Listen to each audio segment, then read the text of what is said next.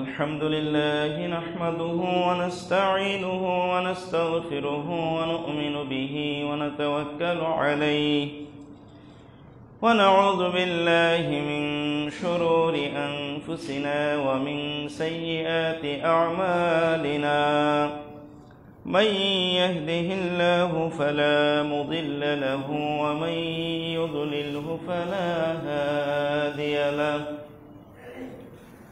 وأشهد أن لا إله إلا الله وحده لا شريك له وأشهد أن محمدًا عبده ورسوله الذي أرسله بالحق بشيرا ونذيرا وداعيا إلى الله بإذنه وسراجا منيرا أما بعد فإن خير الحديث كتاب الله وخير الهدي هدي محمد صلى الله عليه وسلم وشر الأمور محدثاتها وكل محدثة بدعة وكل بدعة ضلالة وكل ضلالة في النار أعوذ بالله من الشيطان الرجيم بسم الله الرحمن الرحيم يا أيها الذين آمنوا إنما المشركون نجس وقال تعالى في موضع آخر بعد أعوذ بالله من الشيطان الرجيم وعهدنا إلى إبراهيم وإسماعيل أن طهرا بيتي للطائفين والعاكفين والركع السجود وعن ابن عمر رضي الله تعالى عنهما قال إني سمعت رسول الله صلى الله عليه وسلم يقول لا تقبل صلاة بغير طهور ولا صدقة من غلول রাওয়াহু মুসলিম। সকল প্রশংসা যাবতীয় গুণগান মহান রব্বুল আলামিনের জন্য, যার অশেষ মেহেরবানিতে জুমার সালাত আদায়ের জন্য আমরা মসজিদে উপস্থিত হতে পেরেছি। সে মহান রব্বুল আলামিনের শুকরিয়া আদায় করছি, আলহামদুলিল্লাহ। দরুদ ও সালাম বর্ষিত হোক শেষ নবী, প্রিয় নবী মুহাম্মদুর রাসূলুল্লাহ সাল্লাল্লাহু আলাইহি ওয়াসাল্লামের উপর, যার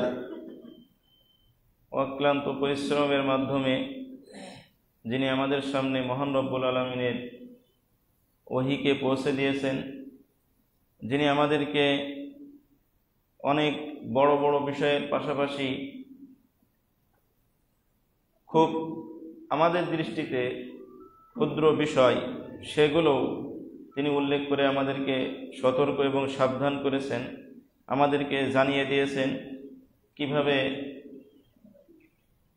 অন্তরের পবিত্রতা অর্জন করতে হবে, কিভাবে বাহ্যিক পবিত্রতা অর্জন করতে হবে এবং কিভাবে পুত পবিত্র হয়ে আল্লাহর সামনে দাঁড়িয়ে ইবাদত করতে হবে কিয়ামত পর্যন্ত। তার উপর দরুদ ও সালাম বর্ষিত হোক। আল্লাহুম্মা সাল্লি আলাইহি আল্লাহুম্মা বারিক আলাইহি। প্রিয় উপস্থিতি, আজকে আলোচনার বিষয় পবিত্রতা। আলোচনার ভিতরে আমরা পবিত্রতার সংজ্ঞা, প্রকারভেদ, তার হুকুম, গুরুত্ব, প্রয়োজনীয়তা নিয়ে কিছু কথা বলবো। ওমা তাওফিকি ইল্লা বিল্লাহ আলাইহি তাওয়াক্কালতু ওয়া ইলাইহি উনীব। সমসাময়িক বিষয়ে আমরা গত জুমায় আলোচনা শুনেছি। এছাড়া বিভিন্ন ইন্টারনেটের মাধ্যমে বাস্তবে আমাদের যে সমস্ত ভাই গাজায়, যে সমস্ত ভাই ইন্ডিয়াতে নির্যাতিত হচ্ছে, যাদের উপরে জুলুম করা হচ্ছে, তাদের প্রতিবাদে, জুলুমের বিপক্ষে আমরা আলোচনা শুনেছি, আমরা প্রতিবাদ জানিয়েছি। আল্লাহর কাছে দোয়া করছি সর্বোপরি আল্লাহ তাদের এই সমস্যাকে দ্রুত সমাধান করে দিন, আমিন। যারা অসুস্থ হয়েছেন, আহত হয়েছেন, আল্লাহ রাব্বুল আলামিন তাদেরকে শিফায়ে কামেলা আজেলা দান করুন, আমিন। এবং যে সমস্ত মুসলিম নারী, পুরুষ, শিশু যারা এই জুলুমের শিকার হয়ে নিহত হয়েছেন, আল্লাহ রাব্বুল আলামিন তাদেরকে শাহাদাতের মর্যাদা দান করুন, আল্লাহুম্মা আমিন। পবিত্রতা, এই বিষয়টা আমাদের সকলের কাছে পরিচিত একটি বিষয়। পবিত্রতার মধ্যে অনেক প্রকার আছে, আমরা প্রকারের ভিতরে সেগুলো আলোচনা করব। এটা আমাদের প্রতিটি মানুষের জীবনে পবিত্রতা আসে। কিছু কিছু বিষয় আছে যেটা সকলের জন্য যে আলোচনা না, যেমন যাকাত, হজ সকলের জন্য, কিন্তু এটা ফরজ না। যাকাত, হজ, অথচ এটা গুরুত্বপূর্ণ ইসলামের স্তম্ভ।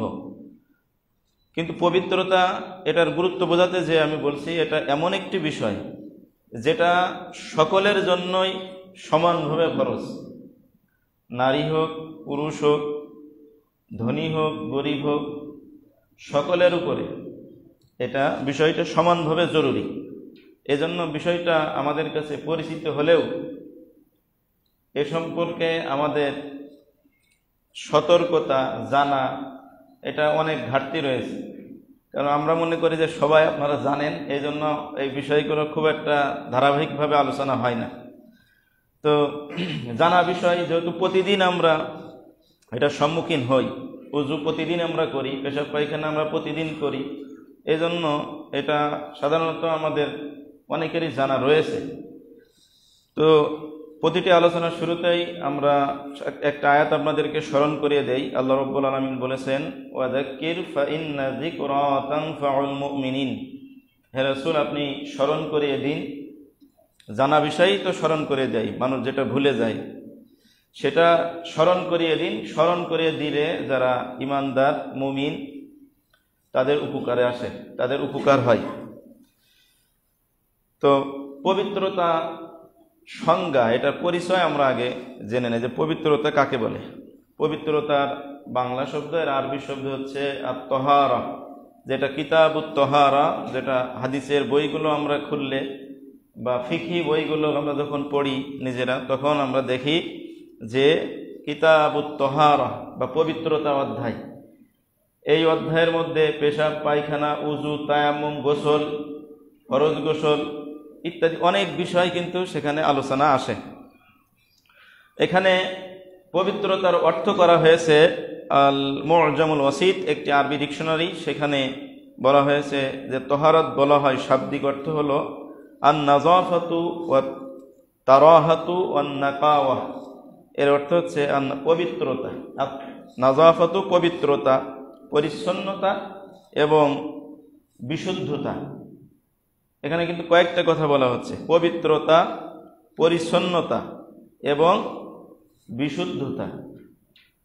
এই কয়েকটি অর্থ ব্যবহার করা হয়েছে আপনার তাহারাত শাব্দিক অর্থে।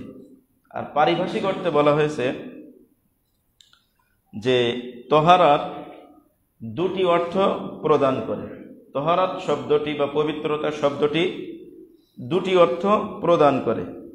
তার একটি হলো তাহারাতুল কলব, অন্তরের পবিত্রতা, যেটা শাব্দিক অর্থের মধ্যে চলে এসেছে বিশুদ্ধতা। একটা মানুষ যখন অন্তরের দিক থেকে পবিত্র হয়, বিশুদ্ধ হয়, তখন সে কিন্তু অনেক বিষয় হিসাব কিতাব করে কাজ করে। তো এই বিষয়টি আল্লাহ কোরআনেই বলেছেন, ইয়া আইয়ুহাল্লাযীনা আমানু, হে ঈমানদারগণ, ইন্নামাল মুশরিকুনা নাজাসুন, নিশ্চয়ই মুশরিকরা অপবিত্র। এই অপবিত্র দ্বারা কি বোঝানো হয়েছে?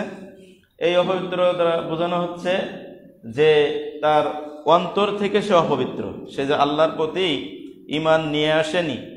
এই ঈমান না নিয়ে আসার কারণে, শিরক থাকার কারণে তার ভিতরে শিরক থাকার কারণে ভিতর থেকে, অন্তর থেকে সে হলো অপবিত্র। তো একজন মুশরিক গোসল করে আসলো, ওযু করালেন আপনি, তাকে গোসলও করলো, তারপরে কিন্তু সে পবিত্র না। কারণ কি? সে সুঘ্রাণ লাগিয়েছে, দামি পাঞ্জাবি পাজামা পরেছে, সবকিছু ঠিক আছে, তারপরেও সে অপবিত্র। আল্লাহ রাব্বুল আলামিন বলেন ইন্নামাল মুশরিকুনা নাজাসুন, নিশ্চয়ই মুশরিকরা অপবিত্র। তো এর অপবিত্র হলো যে এই অর্থটা নেওয়া হয়েছে তহারাতুল কলব, তার হৃদয়টা অপবিত্র। তার যার হৃদয়টা অপবিত্র সে ব্যক্তির বাহ্যিকভাবে ওযু করালে, গোসল করালে, সুন্দর পরিষ্কার পরিচ্ছন্ন পোশাক পরালেও সে ব্যক্তি অপবিত্র। যেটা এই কোরআনের আয়াতের মধ্যে, সূরা তাওবার মধ্যে ২৭ নম্বর আয়াতে আল্লাহ রাব্বুল আলামিন উল্লেখ করলেন যে মুশরিকরা হলো অপবিত্র। এই অপবিত্র হলো অন্তরের দিক থেকে, ঈমান না আনার দিক থেকে, সারা যে ঈমান নিয়ে আসেনি সেদিক থেকে, শিরকের না অপবিত্রতা, এটা ইসলাম গ্রহণ না করার অপবিত্রতা। আরেকটা হচ্ছে তহারাতুন হিসিয়াহ, যেটা অনুভবযোগ্য বাহ্যিক অপবিত্রতা, যে অপবিত্রতা আপনার অনুভব করা যায়।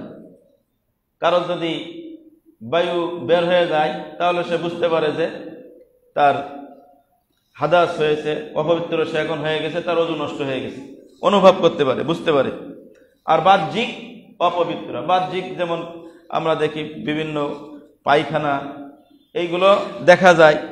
এভাবে আরও যে সমস্ত হারাম জিনিস রয়েছে সেগুলো যদি অনেক সময় গায়ে আপনার লাগে, এটা আপনি বুঝতে পারেন পেশাব না পবিত্র। এইটা হলো বাহ্যিকভাবে যেটা অনুভবযোগ্য তহারাত হিসিয়াহ, এই দুই প্রকার।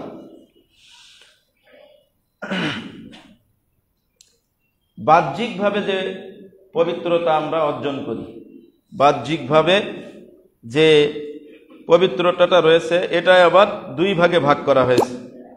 একটা হলো রফুল হাদাস, আর একটা হলো জাওয়ালুল খুবুস।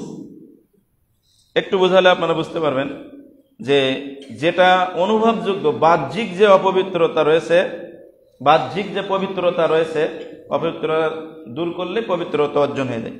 তো অনুভবযোগ্য বাহ্যিক যে পবিত্রতা রয়েছে এটা দুই প্রকার। তার একটি হলো রফুল হাদাস, অর্থাৎ সালাত আদায় করার আগে আমরা নিজেদেরকে পরিষ্কার করি, পরিচ্ছন্ন হই, আমরা নিজেদেরকে পবিত্র করি। এই যে সালাত আদায়ে যে সমস্ত অপবিত্রতা আমাদের বাধা দেয়, যে এই অপবিত্র থাকলে আমরা সালাত আদায় করতে পারি না, এটা আবার দুই প্রকার। একটাকে বলা হয় হাদাসে আসগার, আর একটা বলা হয় হাদাসে আকবার। তো হাদাসে আসগার যেটা হলো শুধুমাত্র উযু করলেই হয়ে যায়, ওযু করলেই হয়ে যায়, মানে আপনি পেশাব করে আসলেন, পায়খানা করে আসলেন, তখন ওযু নাই, বায়ু বের হয়েছে, ওযু নাই। এই ক্ষেত্রে আপনি হাদাসে আসগার, ছোট অপবিত্র হয়েছিলেন, ছোট অপবিত্র, এটা উযু করলেই আপনি সালাত আদায় করতে পারবেন। কিন্তু হাদাসে আকবার, যেটা বড় অপবিত্রতা, এটা যদি হয় আপনি শুধু ওযু করলে আপনার সালাত আদায় আপনি করতে পারবেন না। যেমন হাদাসে আকবার কোনগুলো? যেমন কারোর স্বপ্নদোষ হয়েছে, সে যদি মনে করে ঠান্ডা, আমি শুধু ওযু করেই সালাত আদায় করে নেব, বেলা উঠলে তারপরে গোসল করব জোহরের সময়, তাহলে সালাত হবে? হাদাসে আকবার, কেউ সহবাস করেছে, সে যদি মনে করে যে দেখ ঠান্ডা বেশি, এখন আর গোসল করার পারতেছি না, জোহরের সময় যখন হয় তখন গোসল করে নেব, এখন ওযু করে সালাত আদায় করে নেই, হাদাসে আকবার, তার কিন্তু সালাত হবে না শুধু ওযু করলে। তো এইভাবে পবিত্রতা যে আমরা অর্জন করি, এটা আমরা দেখলাম যে দুই প্রকার। একটা হলো ছোট অপবিত্রতা, যেটা শুধু ওযুর মাধ্যমেই আমরা পবিত্র হয়ে যাই, আর একটা হলো বড় অপবিত্রতা, যেটা শুধু ওযু করলেই হয় না, তার সাথে গোসলও করা লাগে। এটা হলো যে অপবিত্রতা আপনার থেকে দূর করা লাগে না সেই ক্ষেত্রে। আর জাওয়ালুল খুবুস বা অপবিত্রতা যদি আপনার থেকে দূর করতে হয়, সেই ক্ষেত্রে কাপড়েরও পবিত্রতা লাগবে। ওটা শুধু অজু করলে গোসল করলে হবে না, বরং সেটা আপনার শরীর থেকে দূরই করতে হবে। জাওয়ালুল খুবুস বলা হয়, অর্থাৎ আপনার শরীরে যদি পেশাবের কাপড়ে পেশাব লেগে যায় তাহলে ওটাকে ধুয়ে দূর করতে হবে। পায়খানা যদি লেগে যায় ধুয়ে দূর করতে হবে, তারপরে আপনার অজু করে পবিত্রতা অর্জন করতে হবে। এটা হলো পবিত্রতার কিছু প্রকার, যেটা সকলেরই জানা দরকার। দেখা যায় এই বিষয় এমন যে জীবনে কেউ আলোচনায় শোনেনি, তাহলে সে পড়াশোনাও করেনি, জীবনে শোনেও নি, তাহলে সে কি করবে?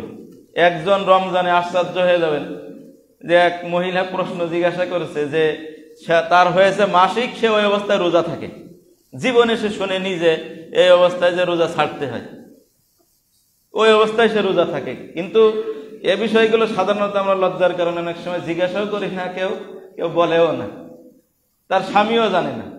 তো এই অবস্থায় অনেকেই আমরা এই বিষয়গুলো পবিত্রতার ক্ষেত্রে জানার চেষ্টাও করি না, বা বাহ্যিকভাবে একটু খারাপ শুনতে মনে হয়, এজন্য আমরা সাধারণত আলোচনা করি না। কিন্তু কোরআন এবং হাদিসে এটার স্পষ্টভাবে বর্ণনা রয়েছে। আজকে আমরা হাদিসগুলো আপনাদের সামনে চেষ্টা করব, কোরআনের আয়াতগুলো, হাদিসগুলো এ বিষয়ে যা এসেছে সেটা আমরা পর্যায়ক্রমে আলোচনা করার চেষ্টা করব ইনশাআল্লাহ। পবিত্রতা অর্জন করার হুকুম যদি আপনার সামর্থ্য থাকে তাহলে আপনার জন্য ওয়াজিব, ফরজ। সামর্থ্য থাকে বলতে কথাটা কেমন হলো? সামর্থ্য থাকে বলতে হলো যে আপনি এমনভাবে আহত হয়েছেন, ব্যান্ডেজ করা, পুড়ে যায় না অনেকের, পুড়ে গেছে, সরাসরি ব্যান্ডেজ করা, কিন্তু আপনার হয়ে গেছে ফরজ গোসল, স্বপ্নদোষ হয়ে গেছে, তখন আপনি গোসল করবেন কিভাবে? ওই অবস্থায় তো আপনি গোসল করতে পারবেন না। হাদিসেও আসছে এরকম, আবু দাউদের মধ্যে একটি হাদিস আসছে যে সাহাবীরা একবার তারা যাচ্ছেন কোন এক যুদ্ধের ময়দানে, তারা গিয়েছেন, আল্লাহ রাসূল সাল্লাল্লাহু আলাইহি ওয়াসাল্লাম সাথে নেই।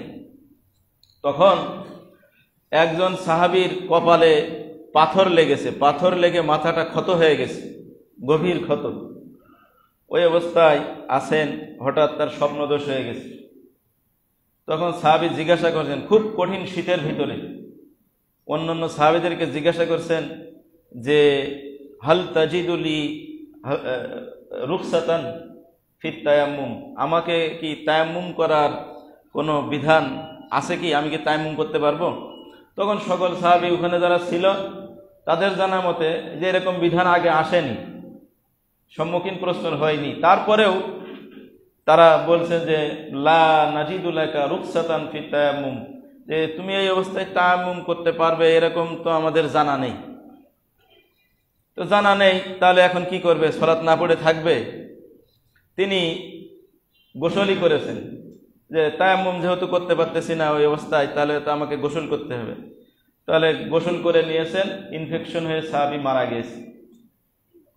যখন তিনি ফিরে চলে আসছেন কাফেলা, আল্লাহ রাসূল সাল্লাল্লাহু আলাইহি সাল্লামকে এই ঘটনাটা বলা হলো। তখন আল্লাহ রাসূল সাল্লাল্লাহু আলাইহি সাল্লাম খুব রেগে গেলেন, রেগে যে বললেন যে কতালতুমুহু, তোমরা তো তাকে হত্যা করে ফেলেছো, তোমাদের উচিত ছিল ইন্নামা শিফাউল আইয়া সোয়াল, কেউ যদি কোনো বিষয় না জানে তাহলে সেটা জেনে নিশ্চিত হয়ে তারপরে ফতোয়া দেওয়া দরকার ছিল। তোমরা যে বিষয়ে জানো না, চুপ থাকা দরকার ছিল, কিন্তু তোমরা তাকে গোসল করতে বললে এই অবস্থায়। কারণ ক্ষতি হচ্ছে, প্রকাশ্যভাবে দেখা যাচ্ছে যে ক্ষতি হবে, জীবনের ক্ষতি হয়ে যাবে। তারপরেও সে তায়াম্মুম করতো, তারপরে জেনে তারপরে তোমরা আমল করতে, তোমরা তো তাকে হত্যা করে ফেললে। খুব রেগে গেলেন আল্লাহ রাসূল সাল্লাল্লাহু আলাইহি সাল্লাম। তারপরে বললেন যে না জানা রোগের ঔষধ হলো জেনে নেওয়া। যে কেউ যদি কোনো বিষয় না জানে তাহলে যারা জানে তাদের কাছে জেনে নেবে, এবং তারা যদি স্পষ্ট জানা থাকে, দলিল প্রমাণ সহকারে জানা থাকে, সেই ক্ষেত্রে তারা ফতোয়া দিবে, তারা জানাবে যে এই বিষয়টার সমাধান এইভাবে, এই বিষয়টার সমাধান এইভাবে। তো যে কথা বলছিলাম যে যার শরীর এইভাবে ব্যান্ডেজ করা রয়েছে, স্বপ্নদোষ হয়েছে, এ ব্যক্তির উপরে কিন্তু গোসল করা ওয়াজিব না, তার তায়াম্মুম করলেই হয়ে যাবে, যেটা এই হাদিস থেকে দলিল আবু দাউদের হাদিস, সহিহ হাদিস। প্রিয় উপস্থিতি, আল্লাহ রাব্বুল আলামিন পবিত্রতার বিষয়টি কোরআনে উল্লেখ করেছেন সূরা মুদ্দাসসির আয়াত নম্বর 4, ওয়া সিয়াবাকা ফাতাহহির, আর তুমি তোমার কাপড়কে পবিত্র করো। কাপড় বিশেষ করে পেশাব থেকে, পায়খানা থেকে, হারাম কোনো জিনিস শরীরে লেগে থাকা থেকে, এই সমস্ত বিষয় থেকে কাপড় পবিত্রতা, পরিচ্ছন্নতা, এটা সরাসরি কোরআনের নির্দেশ। সরাসরি হাদিসে আল্লাহ রাসূল সাল্লাল্লাহু আলাইহি সাল্লাম একাধিক জায়গায় বলেছেন। অন্য আয়াতে আল্লাহ রাব্বুল আলামিন বললেন, ওয়া আহিদনা ইলা ইব্রাহিম ওয়া ইসমাঈল, আমি ইব্রাহিম এবং ইসমাঈল আলাইহিস সালাম তাদের দুজনকে নির্দেশ দিলাম, আন তাহহিরা বাইতিয়া লিত-তাইফিনা ওয়াল আকিফিন, বাইতুল্লাহ নির্মাণের পরে, সংস্কারের পরে তাদেরকে আমি নির্দেশ দিলাম যে আন তাহহিরা, তোমরা পবিত্র রাখবে, পবিত্র করে রাখবে, পরিচ্ছন্ন করে রাখবে, বাইতিয়া, আমার ঘরকে, বাইতুল্লাহকে, লিত-তাইফিন, বাইতিয়া, এখানে আল্লাহ কিন্তু আমরা যে বাইতুল্লাহ বলি, অনেকের মনে সন্দেহ থাকতে পারে এরকম যে আমরা কাবা শরীফ, এটা আমরা তো সৌদি আরবের মানুষের দ্বারা পরিচালিত হয়, এটা তারা পরিচালনা করে বাদশারা, তো আমরা বাইতুল্লাহ কেন বলবো? এরকম অনেকে না জানার কারণে প্রশ্ন আসতে পারে মনে, যে আল্লাহর ঘর কেমনে হয়। কিন্তু আল্লাহ দেখেন কোরআনে নিজেই বলছেন, আন তাহহিরা, তোমরা এটা দেখে শুনে রাখবে, পরিষ্কার পরিচ্ছন্ন করবে, বাইতি, বাইতুন মানে বাড়ি, আর তি তি মানে আমার বাড়ি, বাইতি আমার বাড়ি, আমার ঘরকে, তাহলে আল্লাহর ঘর। এই জন্য আমরা বলি বাইতি, এই ইয়াটা আল্লাহর দিকে ফিরেছে, ইয়াটা আল্লাহর দিকে, আমার ঘর আল্লাহ বলছেন। তাহলে আমার ঘর যদি আল্লাহ বলে, তাহলে ওটা কার ঘর হয়? ওটা আরবিতে করলে কি হয়? বাইতুল্লাহ হয়। কি হয়? বাইতুল্লাহ। তা বাইতুল্লাহ এটা আল্লাহই কোরআনে উল্লেখ করেছে, এই জন্য এটা সন্দেহ করা যাবে না যে এটা আল্লাহর ঘর, কেন আল্লাহ কোরআনে এটাই স্পষ্ট করে বলে দিয়েছেন। লিত-তাইফিন, যারা তওয়াফ করে তাদের জন্য।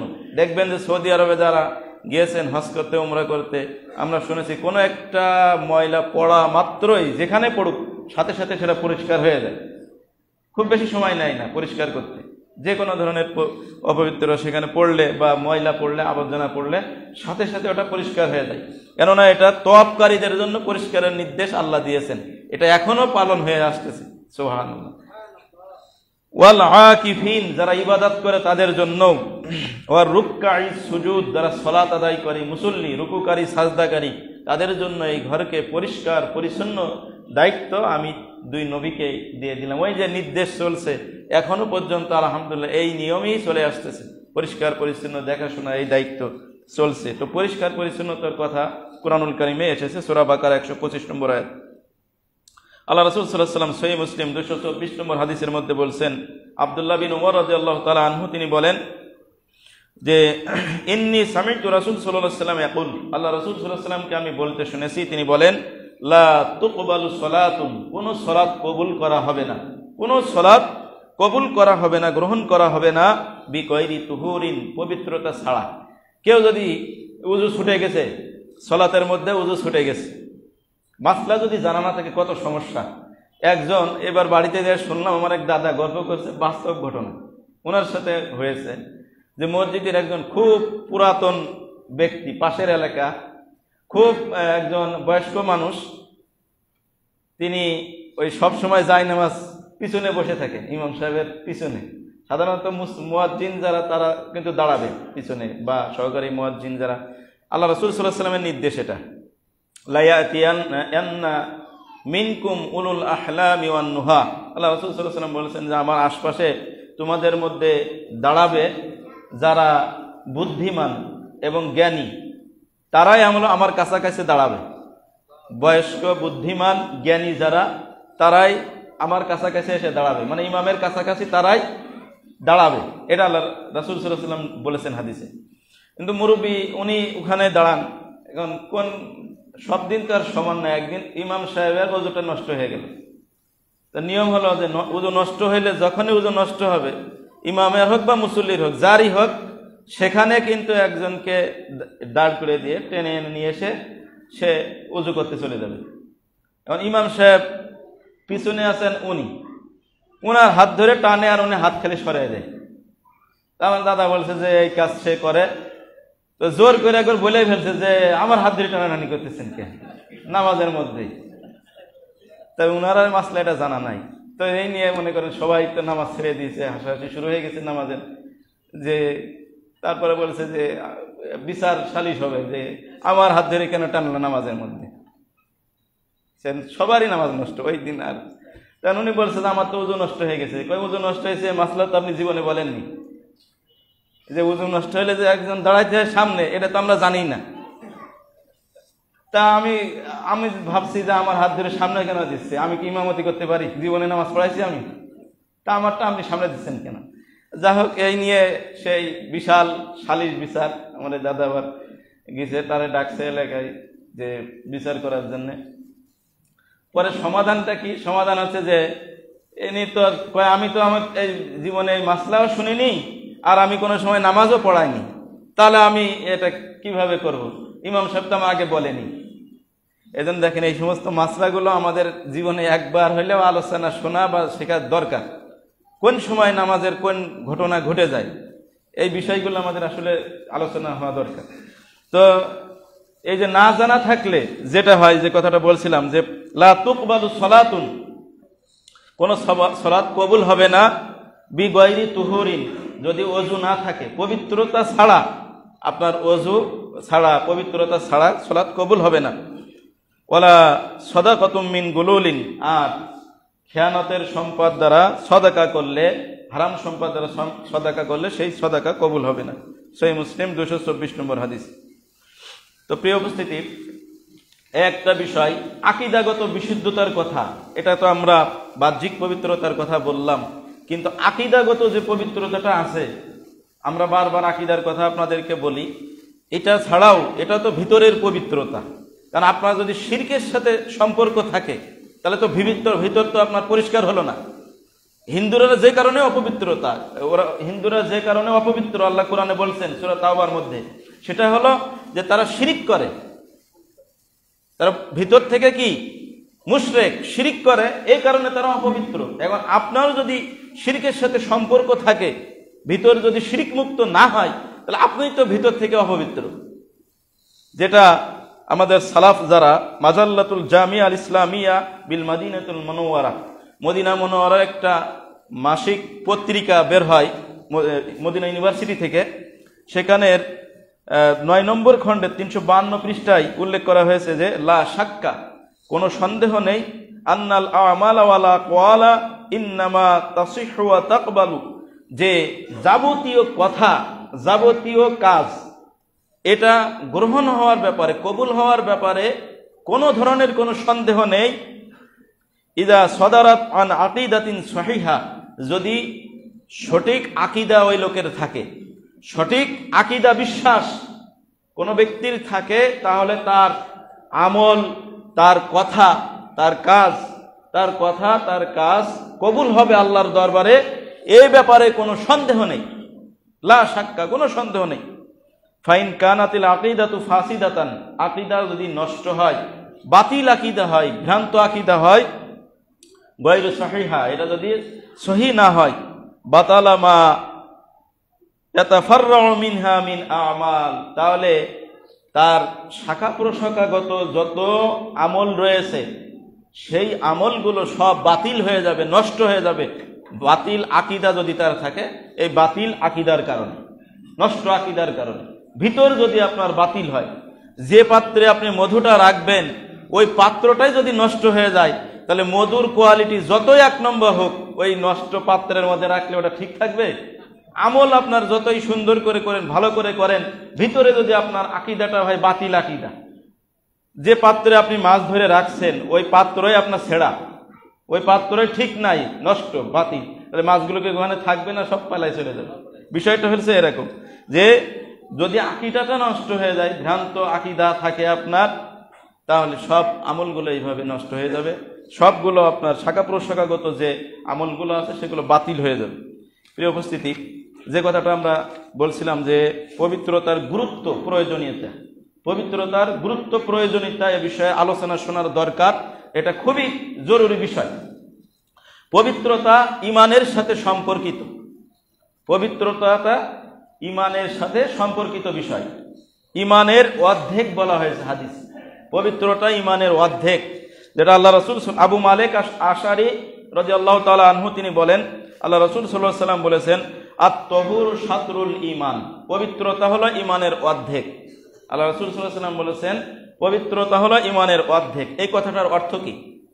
পবিত্রতা ঈমানের অর্ধেক আমাদের প্রায় সবার মুখস্থ আছে, বাংলা শুনে শুনে বা যেমনি হোক এটা আমরা মুখস্থ করেছি, কিন্তু এই কথাটা কি বোঝায় এর একটা ব্যাখ্যা রয়েছে।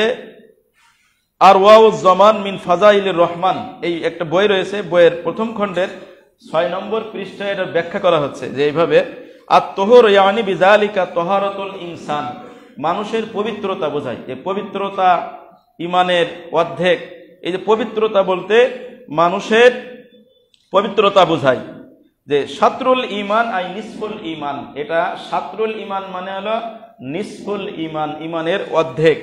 ওয়া যালিকা, আর এটা বলার কারণ হলো পবিত্রতা ঈমানের অর্ধেক, এই কথা আল্লাহ রাসূল সাল্লাল্লাহু আলাইহি ওয়াসাল্লামের বলার কারণ হলো যে লিয়ান্নাল ঈমানা তাখলিয়াতুন ওয়া তাহলিয়াতুন, ঈমান এটা মানুষকে মুক্ত করে, মানুষকে খালি করে দেয়, মুক্ত করে দেয়। ইয়ানি তাবাররু মিনাশ শিরকি ওয়াল ফুসুক, অর্থাৎ একজন মানুষ ঈমান নিয়ে আসলে সে শিরিক থেকে মুক্ত, শিরিক থেকে খালি হয়ে যায়, ফাসেক বা প্রকাশ্যভাবে পাপাচার করা থেকে সে ব্যক্তি মুক্ত হয়ে যায়। ঈমান আনার কারণে শিরিক থেকে মুক্ত হয়ে যায়, ফাসেকি বা প্রকাশ্যভাবে যে পাপ আগেভাবে যেভাবে করত এখন সেভাবে করে না, এটা সে মুক্ত হয়ে যায়।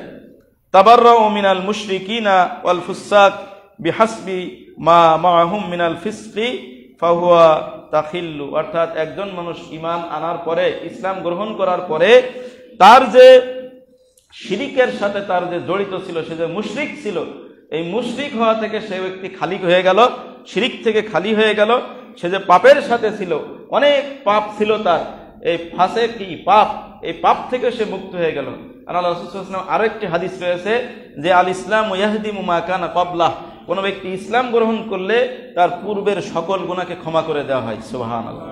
তো এই হাদিস দ্বারা বোঝা যাচ্ছে যে যখন কোন ব্যক্তি ঈমান নিয়ে আসলো, সে শিরিক থেকে মুক্ত হলো, সে ব্যক্তি তার পাপ থেকে মুক্ত হলো।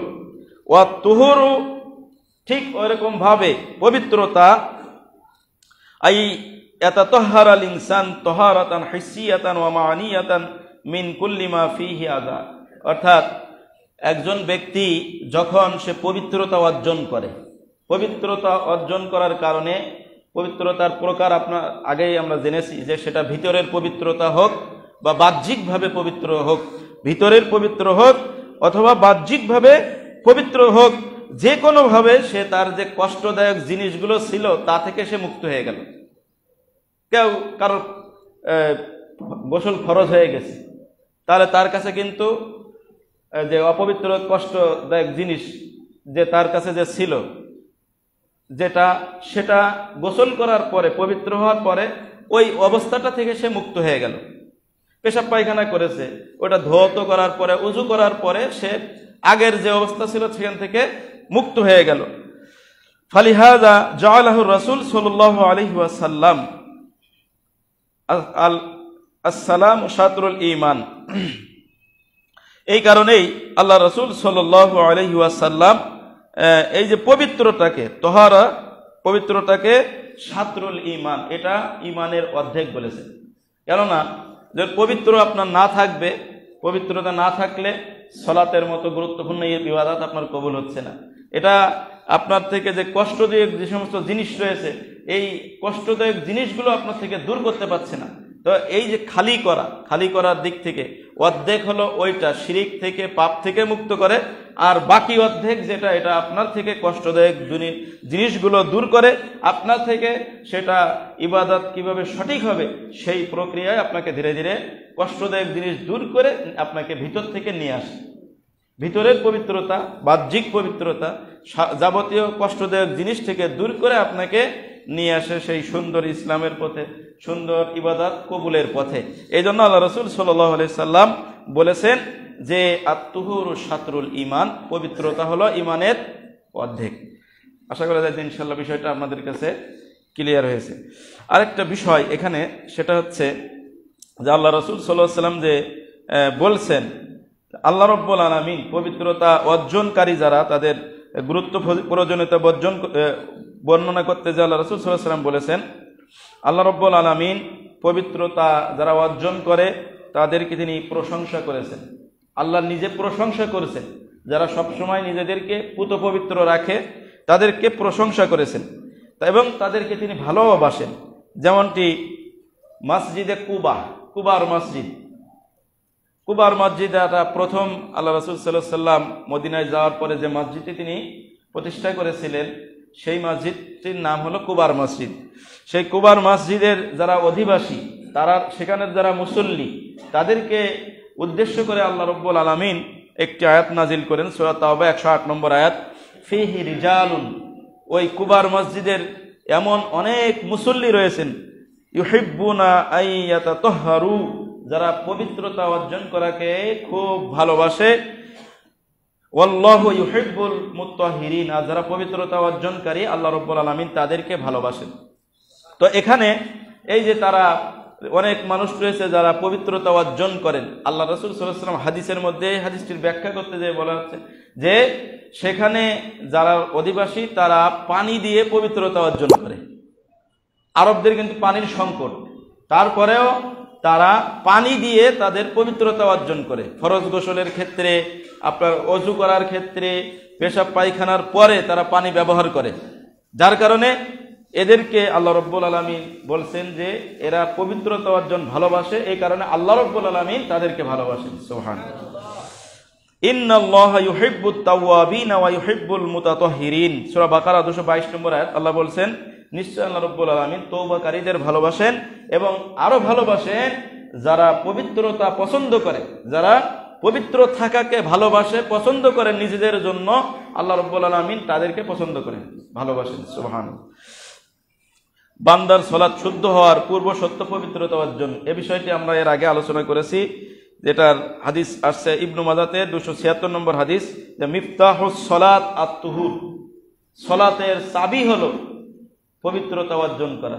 সালাত জান্নাতের চাবি, এটা দুর্বলতা রয়েছে হাদিসে। সালাত জান্নাতের চাবি, তিরমিজিতে হাদিসটি এসেছে প্রথম দিকের হাদিস, এইটুকুর মধ্যে কথাটা দুর্বলতা আছে, কিন্তু এই হাদিস সহিহ। মিফতাহুস সালাত আত-তুহুর, সালাতের চাবি হলো পবিত্রতা অর্জন করা। সালাতের চাবি, সালাত জান্নাতের চাবি, এটার মধ্যে দুর্বলতা, কিন্তু পবিত্রতা সালাতের চাবি, পবিত্রতা সালাতের চাবি, এই হাদিসটি সহিহ হাদিস, যেটা ইবনু মাজাহর মধ্যে এসেছে 276 নম্বর হাদিস। আবু হুরায়রা রাদিয়াল্লাহু তাআলা আনহু তিনি বলেন, লা তুকবালু সালাতুম মান আহাদাসা হাত্তা ইয়াতাওয়াদ্দা, কারো যদি ওযু নষ্ট হয়ে যায়, ওযু না করা পর্যন্ত ওই ব্যক্তির সালাত কবুল করা হবে না। এই বিষয়টি আলোচনা আমরা এর আগে করেছি। কবরের কঠিন আযাব হবে যদি কোনো ব্যক্তি পবিত্র না থাকে, যদি পেশাব করার পরে পানি না নেয়, ওই অবস্থায় চলাফেরা করে, স্বাভাবিক পবিত্রতা সে অর্জন করে না, এই ব্যক্তির জন্য কবরে কঠিন আযাবের হুঁশিয়ারি রয়েছে হাদিসের মধ্যে। আব্দুল্লাহ ইবনে আব্বাস রাদিয়াল্লাহু তাআলা আনহু তিনি বলেন, মাররা রাসূল সাল্লাল্লাহু আলাইহি ওয়াসাল্লাম আলা কবরাইন, আল্লাহ রাসূল সাল্লাল্লাহু আলাইহি ওয়াসাল্লাম একবার দুটি কবরের পাশ দিয়ে তিনি যাচ্ছিলেন। ফাকালা, বললেন, ইন্নাহুমা ইউআযাবান, এই দুই ব্যক্তির কবরে আযাব হচ্ছে। আল্লাহ রাসূল সাল্লাল্লাহু আলাইহি ওয়াসাল্লামকে আল্লাহ জানিয়ে দিলেন, দেখিয়ে দিলেন যে এই দুই কবরের বাসিন্দা যারা, অধিবাসী যারা, তাদের কবরে শাস্তি দেওয়া হচ্ছে। ওমা ইউআযাবান ফি কাবীরিন, খুব মারাত্মক কোনো বিষয় নিয়ে তাদের কবরে যে আযাব হচ্ছে তা না, অর্থাৎ তারা যে বড় বড় কবিরা গুনাহ করে এসেছে, মানুষ হত্যা করে এসেছে, কারোর উপরে জুলুম করে এসেছে, এরকম বিষয়, গুরুতর বিষয়, এই নিয়ে তাদের শাস্তি হচ্ছে না। আম্মা হাযা ফাকানা লা ইস্তানজিউ মিনাল বাউল, এই ব্যক্তি একজন, দুইজনের একজন বললেন যে এই ব্যক্তি সে পেশাবের ছিটা থেকে সতর্ক থাকতো না, পেশাবের ছিটা থেকে সতর্ক থাকতো না।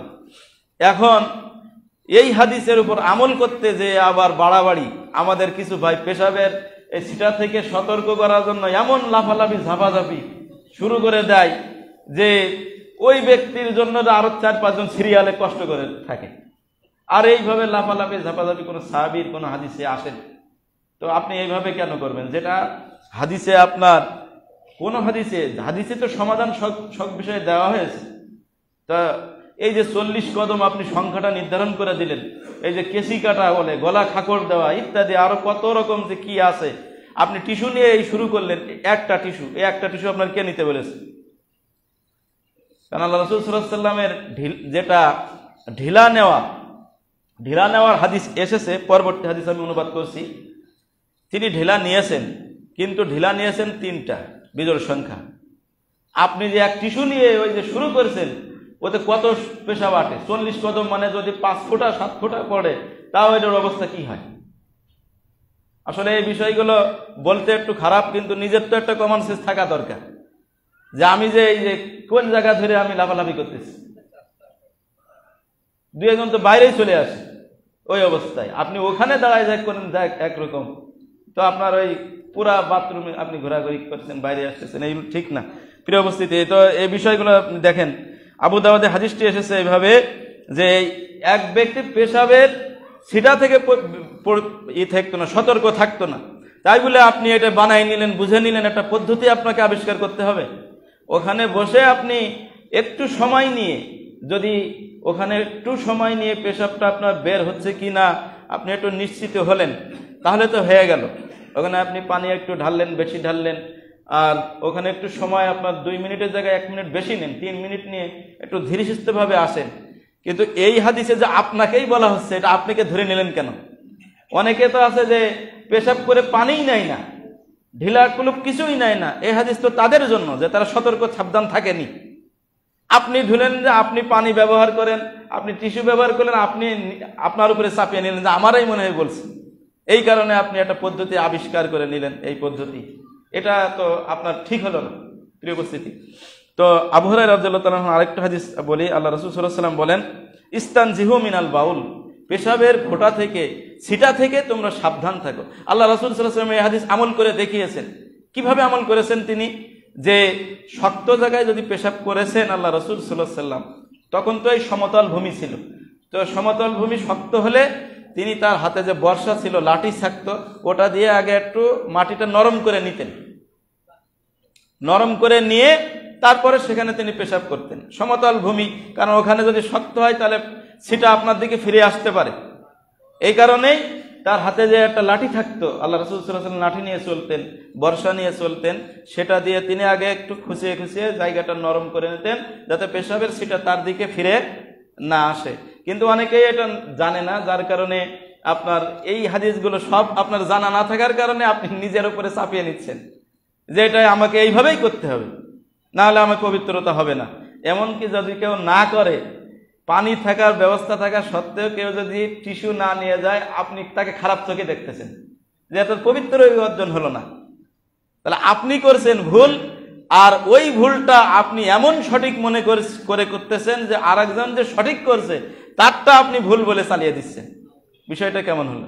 অথচ এই হাদিসগুলো সবই আপনার অনুবাদ জানা নাই। প্রিয় উপস্থিতি,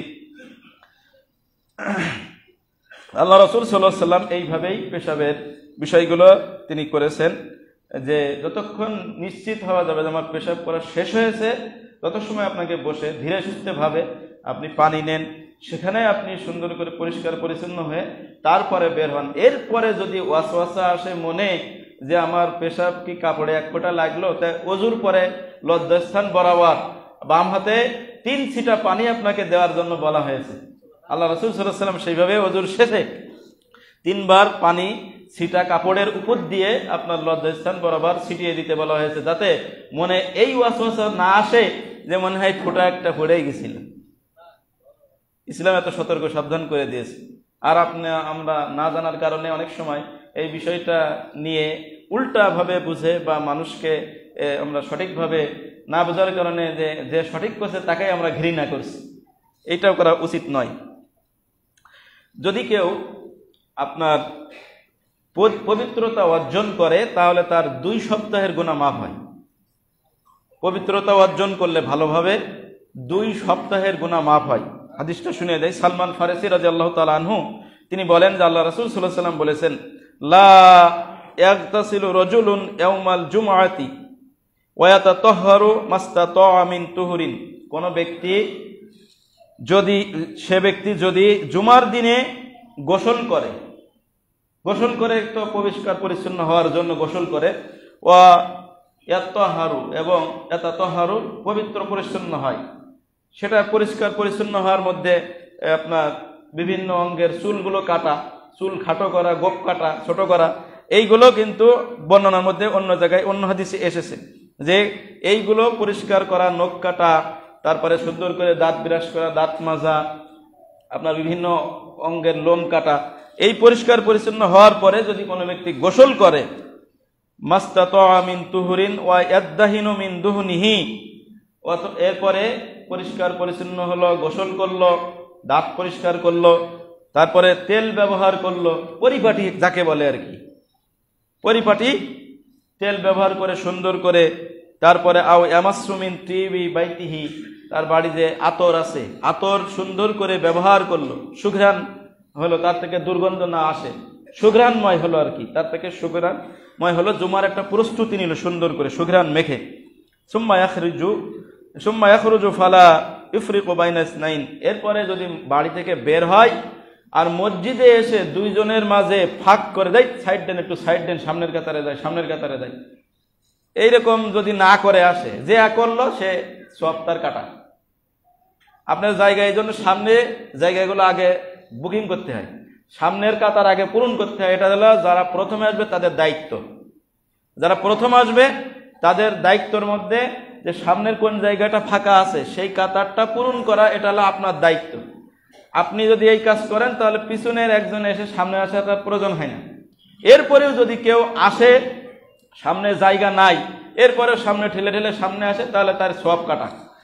তারপরে এই কাজ যদি কেউ না করে, দুজনের মধ্যে ফাঁকা না করে যেখানে জায়গা পেয়েছে সেখানে যদি বসে, তা মানে আসলো, আসার পরে ওখানে সালাত আদায় করলো, ইউসাল্লি মা কাতাবালাহু, দুই রাকাত করে, যত সময় খুতবা শুরু না হয় ওই সময় পর্যন্ত যদি দুই রাকাত করে সালাত আদায় করে, সুম্মা ইউনসিতু ইযা তাকাল্লামাল ইমাম, ইমামের খুতবা চলাকালীন সময়ে যদি সে চুপ থাকে, ইল্লা গুফিরা লাহু, এই কয়েকটা কাজ করলে তাকে ক্ষমা করে দেওয়া হয়, মা বাইনাহু ওয়া বাইনাল জুমআতিল উখরা, এই যে এক সপ্তাহ রানিং, এই সপ্তাহটা এবং আগামী আরো এক সপ্তাহ, এই 2 সপ্তাহের গুনাহ থেকে ক্ষমা করে দেওয়া হয়। সুবহানাল্লাহ, 14 দিনের গুনাহ আপনার ক্ষমা হয়ে যাচ্ছে।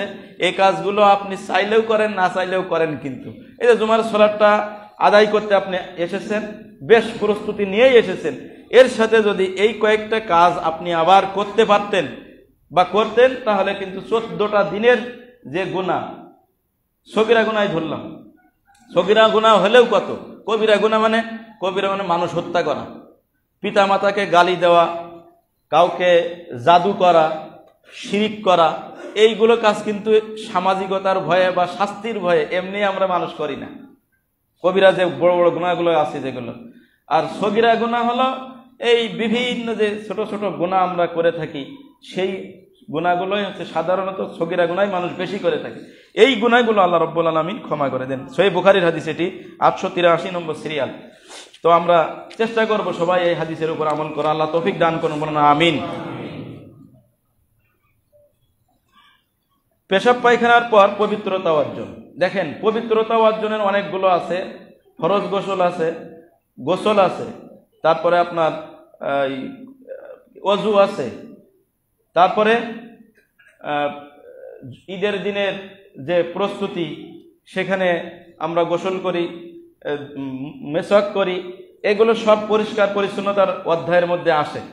তো মেসওয়াক নিয়ে আমি একটা খুতবা দিয়েছিলাম, তো ওযু নিয়েও খুতবার কথা হয়েছে, শুধু এই পেশাব পায়খানা বিষয়টা নিয়ে আমাদের আলোচনা হয়নি বিস্তারিত। এই জন্য এই বিষয়টা আমরা আপনাদের সামনে যে হাদিসগুলো আছে সেগুলোর উপস্থাপনার চেষ্টা করছি ইনশাল্লাহ। পেশাব পায়খানার পর পবিত্রতা অর্জন করা, এর 2টি মাধ্যম রয়েছে। পেশাব পায়খানার পরে পবিত্রতা অর্জন করার মাধ্যম কয়টি? 2টি। এক ইস্তিনজা, আর একটা হলো ইস্তিজমার। 2টি এটার হাদিসের শব্দ। ইস্তিনজা শব্দের অর্থ হচ্ছে যে পানি দ্বারা শৌচ কাজ করা, পানি ব্যবহার করা। আর ইস্তিজমার হচ্ছে ঢিলা ব্যবহার করা, ঢিলা ব্যবহার করা, বা এটা এখন টিস্যু, যেটা ঢিলার পরিবর্তে।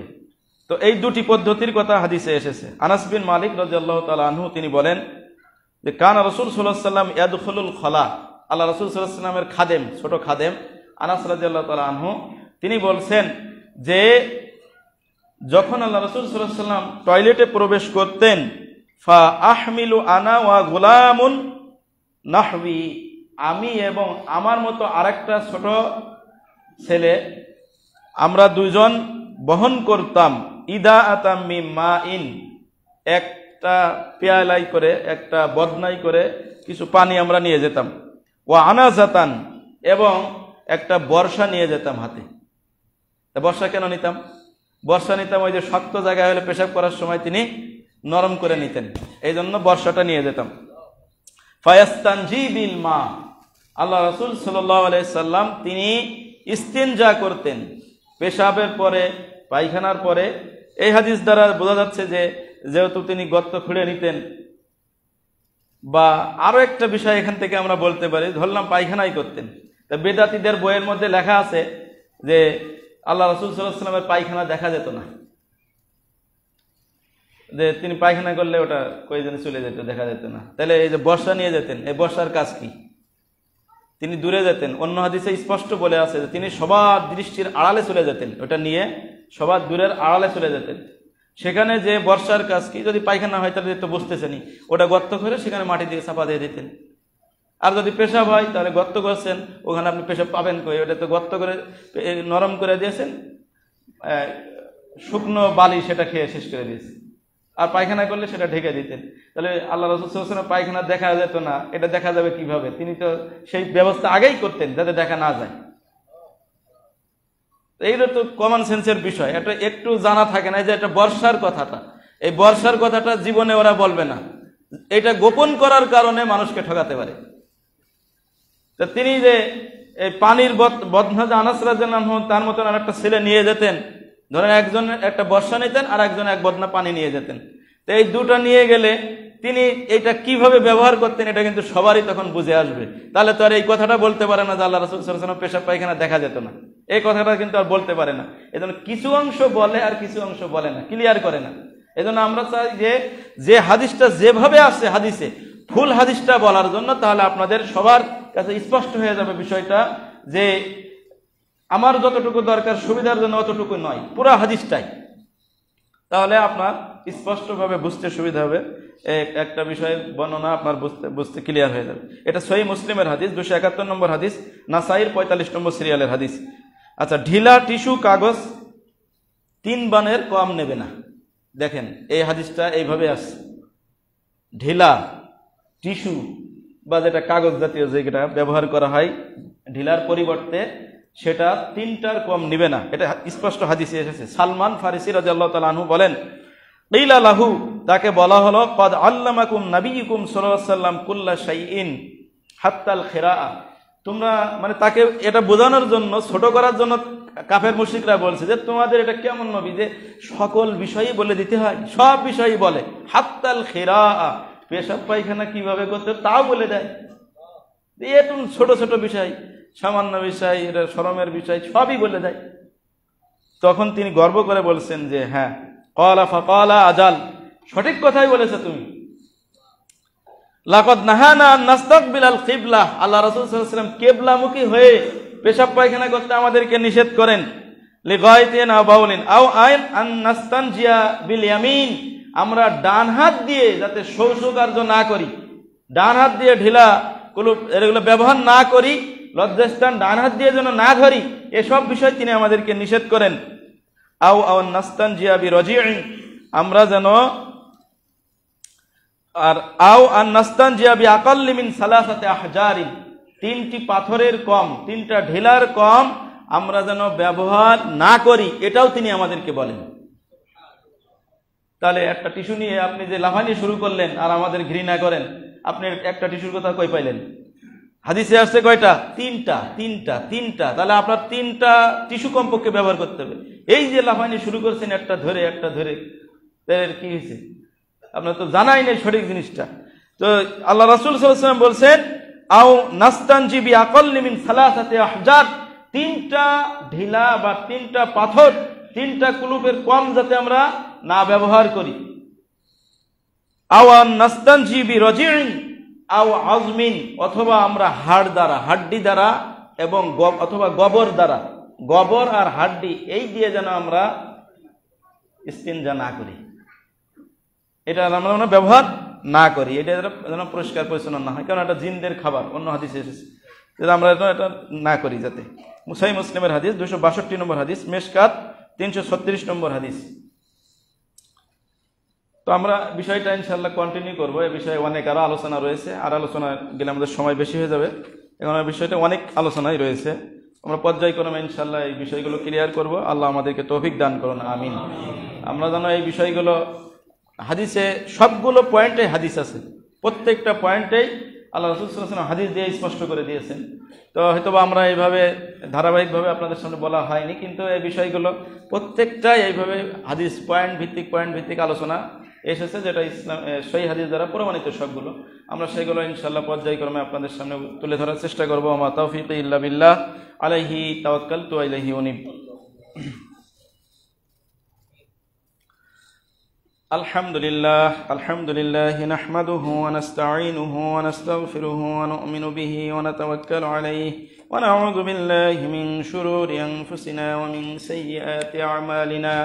من يهده الله فلا مضل له ومن يضلله فلا هادي له وأشهد أن لا إله إلا الله وحده لا شريك له وأشهد أن محمدا عبده ورسوله أما بعد أعوذ بالله من الشيطان الرجيم بسم الله الرحمن الرحيم إن الله وملائكته يصلون على النبي يا أيها